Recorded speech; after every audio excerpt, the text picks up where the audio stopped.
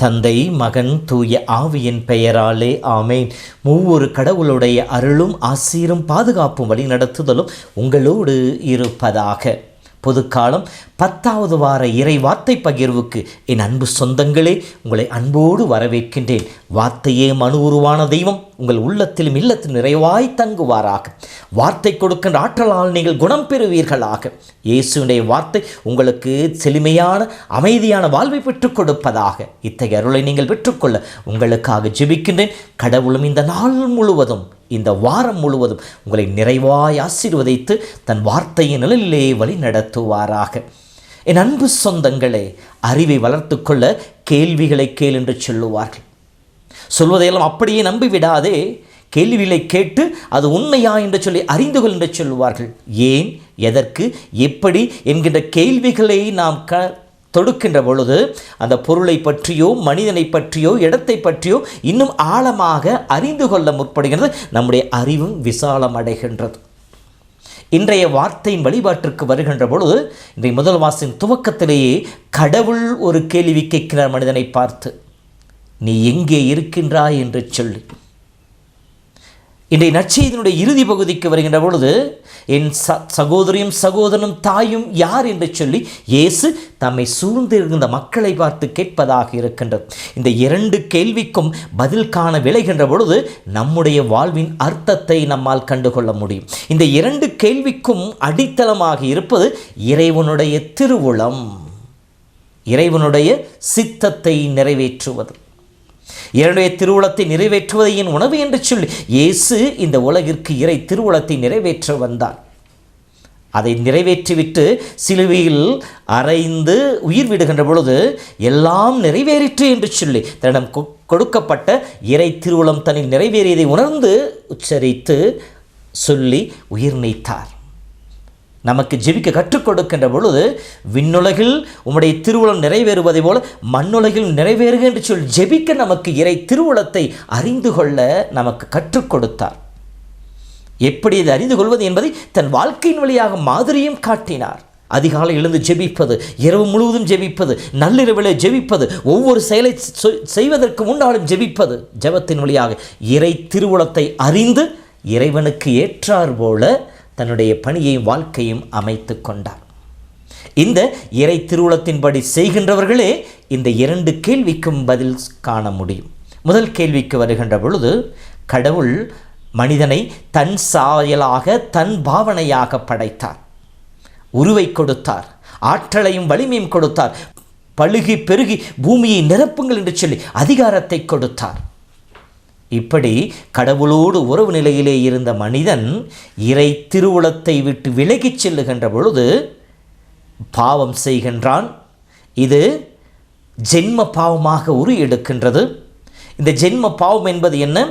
கடவுளுடைய சிந்தனைக்கு, திருவுளத்திற்கு எதிராக தன்னுடைய திருவுளத்தை நிறைவேற்றிக் கொள்ள மனிதன் முற்பட்டதே இந்த ஜென்ம பாவம் என்று சொல்லப்படுகின்றது.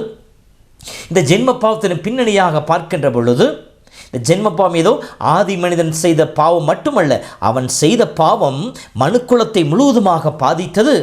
அதனால் மனுக்குலம் நிறைய ஆசீர்வாதங்களை இழந்து போனது. அதில் ஒரு சிலவற்றை பார்க்கின்ற பொழுது, இந்த ஜென்ம பாவத்தினாலே, ஆதாம் ஏவாள் செய்த அந்த முதல் பாவத்தினாலே மனுக்குலம் முழுவதுமாக இழந்து போன ஆசீர்வாதங்களில் முதன்மையானது, கடவுள் தன் சாயலாகவும் பாவனையாகவும் மனிதனை படைத்தார். கடவுள் சாயல் என்பது என்றும் நிலைத்திருப்பது, எல்லா நிலைகளும் இருப்பது, சாவை கடந்து நிற்பது.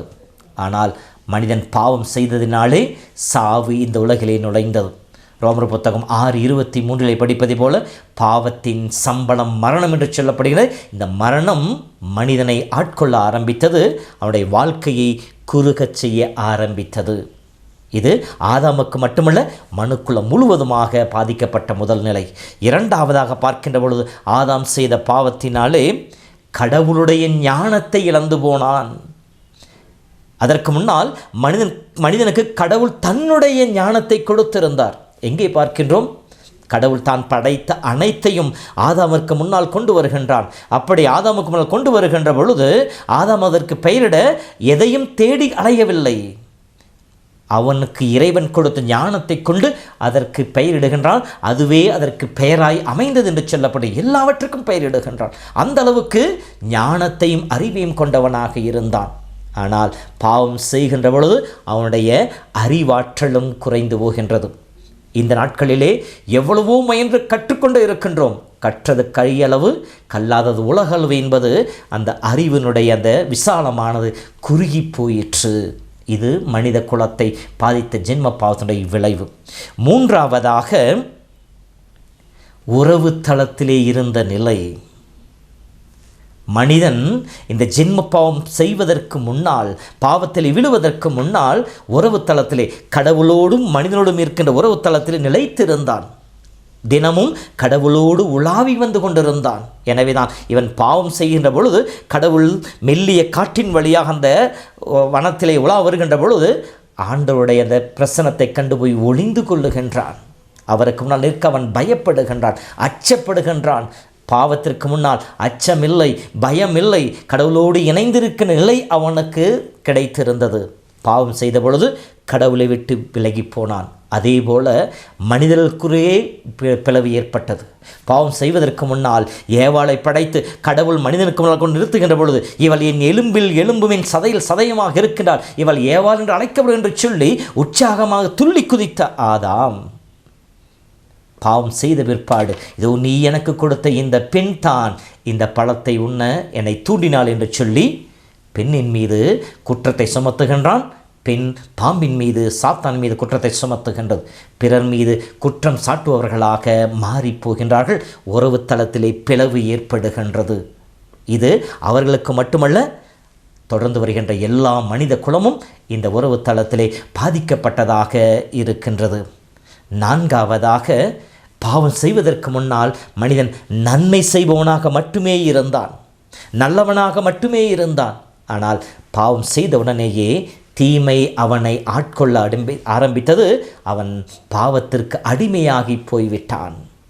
இதைத்தான் ரோமர் புத்தகம் 7:14 இருக்கிற வசனங்களை படிக்கின்ற பொழுது, நன்மை செய்கின்ற எண்ணம் என்னிடம் இல்லாமல் இல்லை, ஆனால் நான் நன்மை செய்ய விரும்பினாலும் அதை என்னால் செய்ய முடிவதில்லை.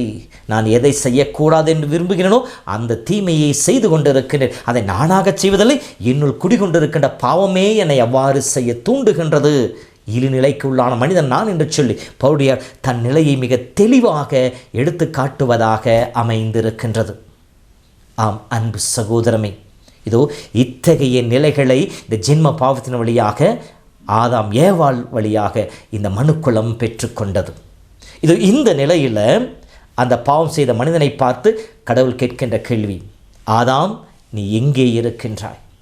அனைத்தையும் படைத்தவர், அண்ட சராசரங்களை அறிந்திருக்கின்ற கடவுளுக்கு தெரியாத ஆதாம் எங்கே இருக்கின்ற சொல்லி இந்த கேள்விக்கு எந்த இடத்தில் இருக்கின்றாய் என்கின்ற பதில் அல்ல, மாறாக எந்த நிலையிலே இருக்கின்றாய் என்று சொல்லி இந்த கேள்விக்கு பதிலை அவன் தேட ஆரம்பிக்கிற பொழுது கடவுள் கேட்ட கேள்வி அவனுக்கு கொடுத்த உரிமை நிலையை இழந்து போய் நின்று கொண்டு இருக்கின்றான், ஒளிந்து கொண்டு இருக்கின்றான். நீ ஒளிவதற்காக படைக்கப்பட்ட மனிதன் அல்லவே, கடவுளோடு உறவாட சுதந்திரமாக வாழ படைக்கப்பட்ட மனிதன் ஏன் ஒளிந்து கொண்டிருக்கின்றார் என்கின்ற அர்த்தத்தை அவனுக்கு சொல்லி காட்டுகின்ற விதமாக இந்த கேள்வி அமைந்திருக்கின்றது. இந்த கேள்வியை கடவுள் கேட்கின்ற பொழுது இதோ அவனை பற்றி தெரிந்து கொள்ள வேண்டும் என்பதற்காக அல்ல, அவன் தன்னிலை உணர வேண்டும் என்பதற்காக இந்த கேள்வி கேட்கின்றார்.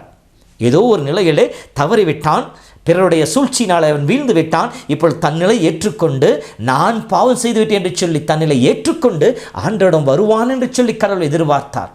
தன் வாழ்வினுடைய அர்த்தத்தை புரிந்து கொள்வான் என்று சொல்லி கடவுள் எதிர்பார்த்து நீ எங்கே இருக்கு என்று சொல்லி கேட்டார். ஆனால் மனிதனோ தன்னிலை உணர்ந்து கொள்ளாமல் பிறர் மீது அந்த சுமையை சுமத்துவனாக, தான் பாவம் செய்வதற்கு இவர்கள் தான் காரணம் என்று சொல்லி பிறர் மீது பழி போடுபவனாகவே இருந்தான் என்று விவிலியம் நமக்கு சொல்லி காட்டுகின்றது. அன்று முதல் இன்று வரை கடவுள் இந்த கேள்வியை மீண்டும் மீண்டும் மனுக்குலத்தை பார்த்து கேட்டுக்கொண்டே தான் இருக்கின்றார். ஒவ்வொரு முறை மனிதன் பாவம் செய்கின்ற பொழுது, தவறை செய்கின்ற பொழுது, கடவுளுடைய உறவிலிருந்து விலகிச் செல்கின்ற பொழுது, இறை திருவுளத்திற்கு எதிராக நாம் வாழ்கின்ற பொழுது, இறை திருவுளம் என்பது என்ன? எபேசியர் 1:4 நாம் தூயோராகவும் மாசற்றோராகவும் வாழ்வதே இறைவனுடைய திருவுளம் என்று சொல்லப்படுகின்றது. அதை இறைவன் விரும்புகிறார். கிறிஸ்து வழியாக நம்மை முன்குறித்து வைத்தார் என்று சொல்லுகிறார். ஆக அந்த இறை திருவுளத்துக்கு எதிராக தூய்மையற்ற நிலையில் மாசுபடிந்த நிலையில் நாம் வாழ்கின்ற பொழுது கடவுள் கேட்கின்ற கேள்வி நம் ஊருடைய பெயரை சொல்லி கேட்கின்றார். அன்று மனிதனை நோக்கி கேட்ட கேள்வி இன்று நம்முடைய பெயரை சொல்லி நீ எங்கே இருக்கின்ற என்று சொல்லி கேட்கின்றார். நம் நிலை உணர்ந்திருக்கின்றோமா? நாம் பாவம் செய்து உணர்ந்திருக்கின்றோமா? நாம் செய்த பாவங்களை ஏற்றுக்கொண்டு அறிக்கிடுபவர்களாக இருக்கின்றோமா? அல்லது அன்று ஆதாம் செய்ததை போல, ஏவாள் செய்ததை போல நம் நிலை ஏற்றுக்கொள்ளாமல் நாம் செய்த தவறுக்கு பிறர் மீது பழி போடுபவர்களாக, பிறரை குற்றம் சாட்டுபவர்களாக நாம் வாழ்ந்து கொண்டிருக்கின்றோமா? சிந்தித்து பார்ப்போம். இந்த கேள்விக்கு இதுதான் பதில். ஆதாம் நீ எங்கிருக்கின்ற சொல்ல கேள்விக்கு நம் நிலையை, நம் வாழ்வின் அர்த்தத்தை உணர்ந்து கொண்டு ஆண்டோடைய திருவுளத்தை நோக்கி பார்ப்பது. இரண்டாவது கேள்வி, என் சகோதரன் சகோதரியும் தாயும் யார் என்பது. நீ நற்செய்திக்கு இந்த கேள்விக்கு பதில் கொடுப்பதாக அமைந்திருக்கின்றது. இயேசு வீட்டுக்குள் செல்லுகின்ற பொழுது அங்கே இருந்த மக்கள் இயேசுவின் வார்த்தையை கேட்க ஆரம்பித்தார்கள். இயேசு செய்த அற்புதங்களை கண்டு வியந்து போய் நின்று கொண்டிருந்தார்கள். அவர்களுக்கு உணவருந்து கூட நேரம் கிடைக்கவில்லை. அந்த அளவிற்கு இயேசு அங்கே இருந்த மக்கள் நம்பிக்கை கண்டு அவர்களுக்கு போதித்து கொண்டிருக்கின்றார். அற்புதங்களை செய்து கொண்டிருக்கின்றார். ஆனால் அந்த இடத்துல உறவு தளத்தை வைத்து கட்டுப்படுத்த ஒரு சிலர் வருகின்றார்கள். இவருக்கு மதிமயங்கி விட்டது என்று சொல்லி அவரை பிடித்து கொண்டு போக அவருடைய உறவினர்கள் வந்தார் என்று சொல்லப்படுகின்றது. அவரை புரிந்து கொள்ளாத நிலை, இயேசுவை அறிந்து கொள்ளாத நிலை. இயேசுவின் உறவுத்தலம் இரத்தத்தினுடைய அடிப்படையில் இருந்தது அல்ல, இரத்தத்தினுடைய உறவுத்தலத்தை அடிப்படையாக கொண்டது அல்ல, மாறாக ஆவியின் உறவுத்தலத்தை அடிப்படையாக கொண்டது என்பதை வெளிப்படுத்தி காட்டுகின்றார். இந்த நிலையிலே தான் இயேசு சொல்கின்றார், யார் என் தாயின் சகோதரர்? இறைவன் திருவுளத்தை நிறைவேற்றுபவர்களே என் தாயும் சகோதரன் சகோதரியும் ஆவார் என்று சொல்லுகின்றார். என்னை நோக்கி ஆண்டவரே ஆண்டவர் என்று சொல்வான், விண்ணரசில் நுழைய முடியாது. என் தந்தையின் திருவுளத்தை நிறைவேற்றுபவரே விண்ணரசில் நுழைவார் என்று சொல்லி தன்னை பின்பற்றி வந்த மக்களுக்கு சொல்லி காட்டிய இயேசு, தந்தையின் திருவுளத்தை நிறைவேற்றுபவர்கள், தந்தையின் திருவுளத்தை அறிந்து அதை தன் வாழ்வாக மாற்றிக்கொள்பவர்களே விண்ணரசின் சொந்தக்காரர்கள், என்னுடைய உறவு தளத்தில் இருப்பவர்கள் என்று சொல்லி நம் ஒவ்வொருவரையும் அவருடைய உறவு தளத்திலே வாழ ஒரு விரிவான வாசலை திறந்து வைத்திருக்கின்றார். கடவுள் நமக்கு கொடுத்த வாழ்வினுடைய அர்த்தத்தையும் நாம் கண்டுகொள்கின்றோம். கடவுளுக்கு எதிராக செய்த பாவங்களிலிருந்து விடுதலை பெற்றவர்களாக, மன்னிப்பை கேட்டு விடுதலை பெற்றுக்கொண்டவர்களாக, ஆவியால் இயக்கப்படுகிற மனிதர்களாகவும் நாம் வாழ்ந்து கொண்டிருப்போம். அன்பு சகோதரமே, இந்த இரண்டு கேள்விகளை இன்று கடவுள் நம் முன்னால் வைக்கின்றார். நம்முடைய பெயரை உச்சரித்து இந்த கேள்வியை சொல்லிக் கொள்ளுங்கள். மனிதனே, நீ எங்கே இருக்கின்றாய்? இரண்டாவது, யார் என் உறவினர்? இதுக்கு பதில் சொல்ல வேண்டியது நீங்களும் நானும். இறை திருவுளத்தின்படி வாழ்வோம். ஒருவேளை தவறு இருந்தால் நம் நிலை ஏற்றுக்கொண்டு இறைவனம் மன்னிப்பை கேட்டு உறவை புதுப்பித்துக் கொள்வோம். அப்படி நாம் வாழ்கின்ற பொழுது இறைவன் அருள் நம்மில் நிறைவாய் தங்குவதாக. ஜெபிப்போமா. இரக்கமும் கிருபை நிறைந்த அற்புதமான அன்பின் ஆண்டவரே, உம்மை போற்றி புகழ்ந்து நன்றி செலுத்துகின்றோம். இந்த வார இறை வார்த்தையின் வழியாக எங்களை நீ ஆய்ந்து பார்க்க எங்களுக்கு ஒரு தெளிவான வழியை காட்டியிருக்கின்றேன். எங்களுடைய தவறுகளை ஏற்றுக்கொள்ளக்கூடிய வழிகளை சொல்லி காட்டி இருக்கின்றீர். உம்முடைய உறவு தளத்திலே வாழ எங்களுக்கு அழைப்பை விடுத்திருக்கின்றீர். உம்முடைய அழைப்பை ஏற்று நாங்கள் எங்கள் நிலையை உணர்ந்து கொண்டு உம்மை நோக்கி பார்க்கவும், உம்முடைய இரக்கத்தை பெற்றுக்கொள்ளவும், அதன் வழியாக உறவிலே நிலைத்து வாழும் எங்கள் ஒவ்வொருவருக்கும் அருள் தருவீராக. அன்பின் தெய்வமே, மக்களை இந்த நாளிலும் இந்த வாரம் முழுவதும் ஆசீர்வதியும். இவர்கள் இருக்கின்ற இடத்திலே செய்கின்ற செயலிலே உம்முடைய வல்லமையை கண்டுகொள்வார்களாக. நீ நிற்கின்ற இடம் ஆசீர்வதிக்கப்படும். நீ தொடுகின்ற காரியங்களெல்லாம் உனக்கு வாய்க்கச் சென்று வாக்குத்தத்தம் கொடுத்த தேவன் நீர். அந்த வாக்குறுதியை இந்த நாளிலே உம்முடைய பிள்ளைகள் வாழ்வில் நிறைவேறச் செய்தருள்வீராக. வாதின் கூடாரத்தை நெருங்காது, துன்பம் உன்னுடைய உறைவிடத்தை அணுகாது என்று சொன்னீரே, நிறைவேற்றும் ஐயா. நோயின் பிடிகளிலிருந்தும் சாத்தானின் பிடிகளிலிருந்தும் மக்களை விடுவித்து காத்தருள்வீராக. நானும் நீர் கொடுத்த கிறிஸ்துவின் ஆசீர்வாதம் பிள்ளைகளை ஆசீர்வதிக்கின்றேன். ஆண்டவர் உங்களோடு இருப்பாராக. எல்லாம் வல்ல இறைவன், தந்தை, மகன், தூய ஆவியின் பெயராலே ஆமேன்.